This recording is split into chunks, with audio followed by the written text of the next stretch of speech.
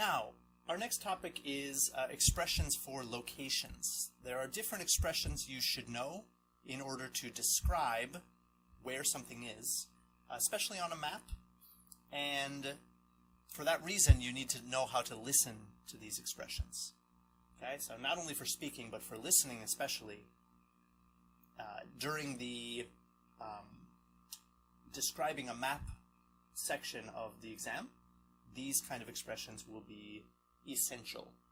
So in front of, next to, opposite, beside, behind, to the left of, to the right of, in between, clockwise, anti-clockwise, or counterclockwise, beyond, past, before you get to, and then of course the cardinal directions, north, south, east, west, northwest, northeast, southwest, southeast. So if you're not familiar with any of those expressions, go look it up now, because these expressions are the most essential ones. All right, let's talk next about labeling the map. Strategy, checking the style. Okay, there are two types of map styles: tours and not tours.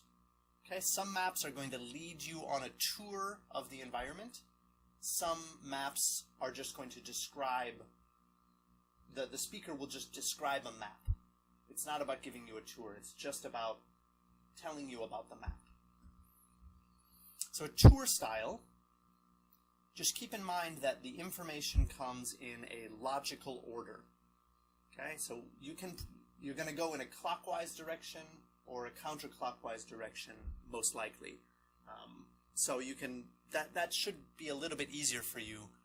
You can predict what's coming next. It's usually clockwise. Okay, I'd say at least 75% of the time it is clockwise. Listening skills that you can use here.